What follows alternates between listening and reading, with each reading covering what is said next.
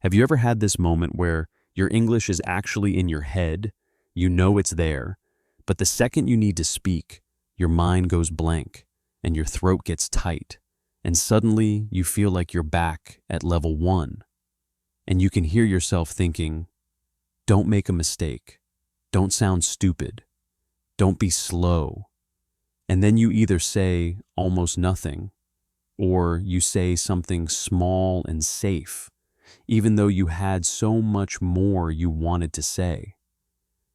If that's you, I just want you to know something right away. You're not broken, you're not bad at English, and you're definitely not alone. Because for years, I was afraid to speak English too. Not because I didn't know English, obviously, it's my native language. But because I was afraid to speak in certain situations, with certain people, in certain rooms, and that fear felt exactly like what I see in so many adult English learners. It wasn't about vocabulary, it wasn't about grammar, it was about pressure. It was about feeling watched. It was about thinking that one awkward sentence would be enough for people to judge me. And once you've felt that, you understand why speaking can feel so much harder than listening or reading. A lot of learners tell me, Tom, I understand almost everything. I can watch movies, I can read emails, I can follow meetings. But when I speak, I feel like a child. And that feeling is painful because you're not a child. You're an adult. You have experience. You have opinions. You have humor. You have a personality. And you want that to come through in English. But fear blocks it. Fear makes you simple. Fear makes you quiet. Fear makes you sound less intelligent than you are. And after a while, you start to believe that version of yourself is the real one. It's not. It's just the scared version. Here's the truth most people don't say out loud. The fear of speaking English is rarely about English. It's about identity. When you speak in your native language, you feel like yourself. You can be polite, confident, funny, serious, sharp. You can disagree smoothly. You can tell a story. You can flirt a little. You can lead a conversation. But in English, you might feel like you lose control of your image. And adults hate that. Adults hate feeling clumsy. Adults hate feeling slow. Adults hate needing help. So the brain does what it thinks is smart. It protects you. It says, stay quiet. Don't risk it. Don't expose yourself. And the worst part is, the more you avoid speaking, the scarier it becomes. Because your brain learns avoidance. It learns, when I stay quiet, I stay safe. When I speak, I feel danger. And then speaking English becomes this huge thing, like stepping on stage.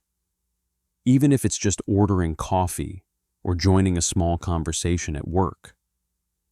I've watched this pattern so many times. Someone is great in writing. Their messages are clear. Their emails are professional. But in a meeting, they speak only when they must. And when they do, they speak fast and tight, almost like they're trying to finish before someone notices. Or they apologize before they speak. Sorry, my English is not good. Or they laugh a little after their sentence, like they're asking for forgiveness.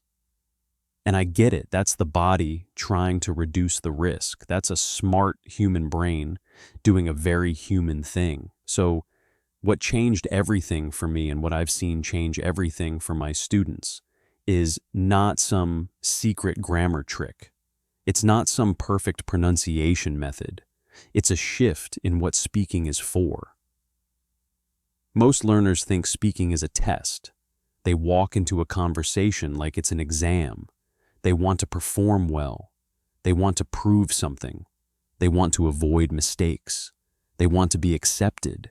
And when you treat speaking like a test, your body reacts like it's under threat. You get tense. You overthink. You translate. You search for perfect words. You stop listening because you're preparing your next sentence.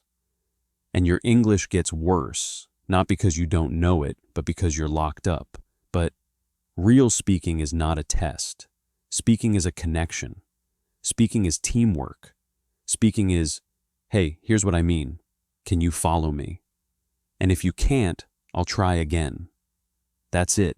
That's what native speakers do all day. We don't speak perfectly.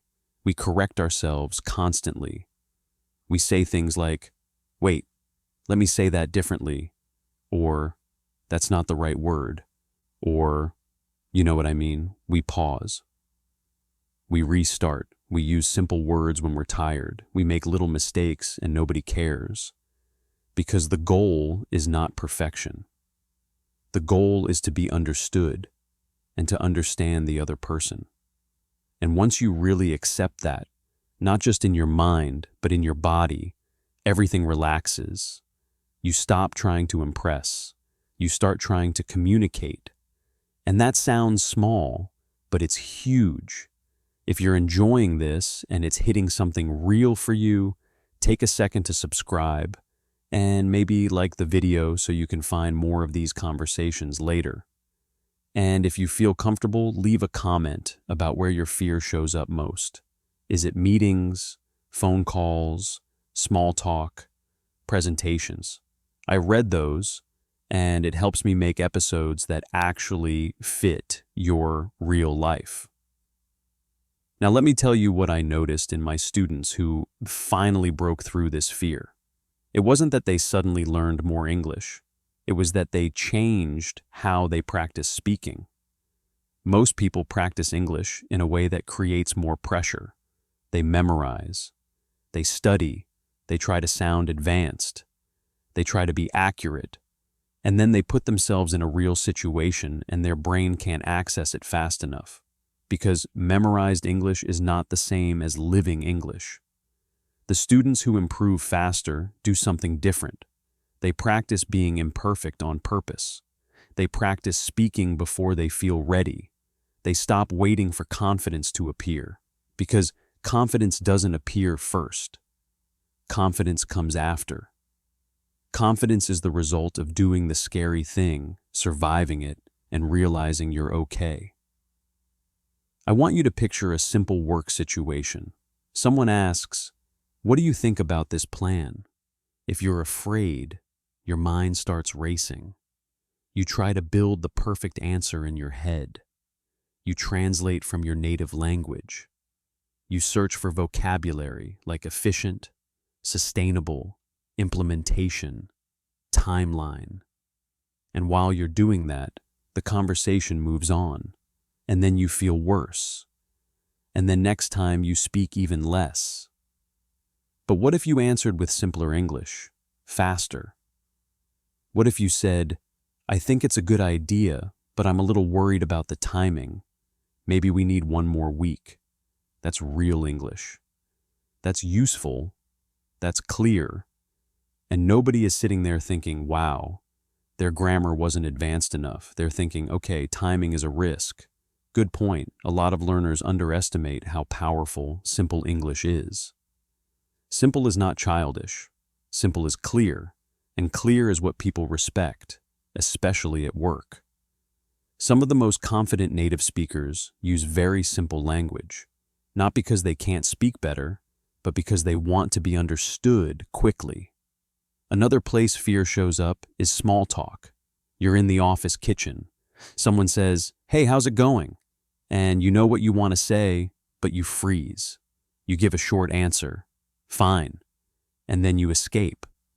And later you think, why am I like this? I'm friendly in my language. Why do I sound cold in English? Here's what helps. Stop trying to create the perfect sentence and start collecting comfortable sentences.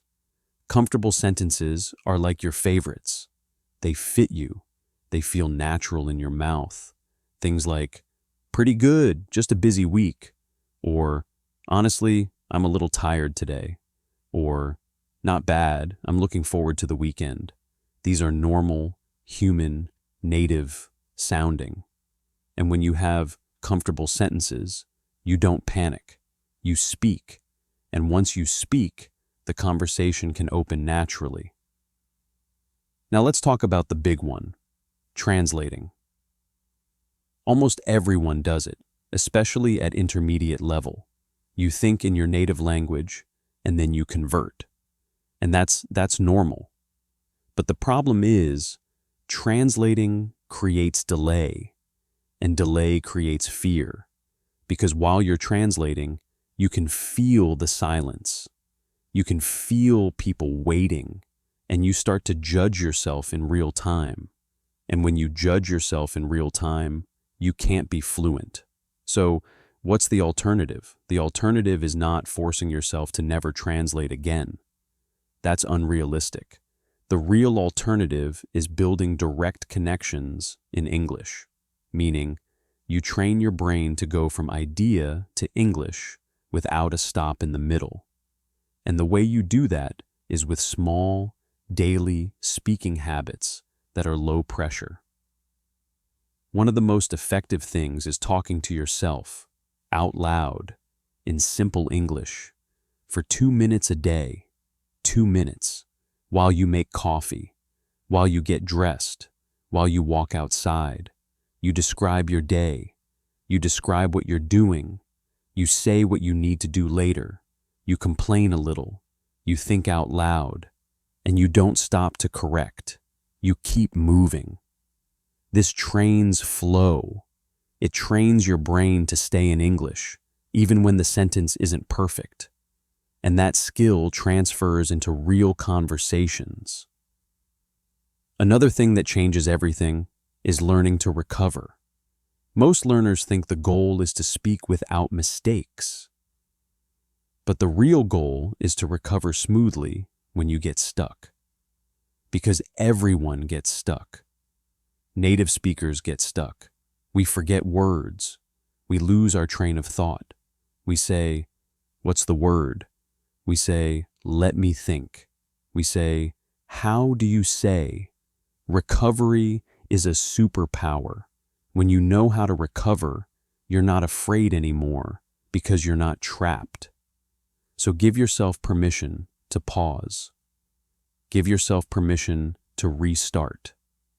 Give yourself permission to use simpler words. Give yourself permission to say, "Let me say it in a simpler way." That sentence alone is magic. It buys you time, and it makes you sound confident, not weak. And it's true. You're choosing clarity. That's leadership, honestly. I also want to say something about pronunciation, because it's connected to fear. Many learners think they need a perfect accent to be respected. But what people really need is clarity and comfort. If you speak clearly and you look relaxed, people trust you. If you speak with perfect pronunciation, but you look terrified, people feel the tension and communication feels hard. You do not need to erase your accent. Your accent is not the enemy. Tension is the enemy. Overthinking is the enemy. And perfectionism is the enemy. The most natural sounding English is not the most correct English. It's the most relaxed English. Perfectionism is a quiet killer for adult learners. Because adults are used to being competent. Adults want results. Adults want control, so they set a rule in their mind. I will speak when I can speak well. And that rule feels responsible. But it's actually a trap, because you will never feel ready enough if your standard is perfect. The only way to become a confident speaker is to be an imperfect speaker first. That's not motivational talk. That's just how skills work. I've had students who waited years. They studied, they watched videos, they did apps, they knew so much. And then one day they had a new job or they moved to a new country and they had no choice. They had to speak. And in a few months, they improved more than they did in the previous few years. Why? Because real speaking forces your brain to build speed. But I don't want you to wait for life to force you. I want you to choose it in small, safe ways. Choose moments where the stakes are low. Ask a simple question in a store. Make one small comment in a meeting. Say one extra sentence instead of stopping. Not because you need to be brave all the time, but because you're training your nervous system. You're teaching your body, this is not danger. This is normal. And after enough repetitions, the fear starts to shrink. And here's the part that really changed everything, the deepest part. I stopped trying to protect my ego. I stopped trying to always look smart. I stopped trying to always sound smooth. I started focusing on being real, being clear, being present. When you're present, you listen. When you're present, you respond naturally. When you're present, you don't perform. And that's when your real personality starts showing up in English. Your personality is not missing. It's just hidden behind fear. And the way you bring it out is not by studying harder. It's by speaking more with less pressure and allowing yourself to be a normal human in English. So if you're afraid right now, if your heart beats faster when it's your turn to speak, if you replay your mistakes in your head later, I want you to hear me clearly. That fear does not mean you're not good enough. It means you care. It means you're trying. And it means you're right on the edge of growth.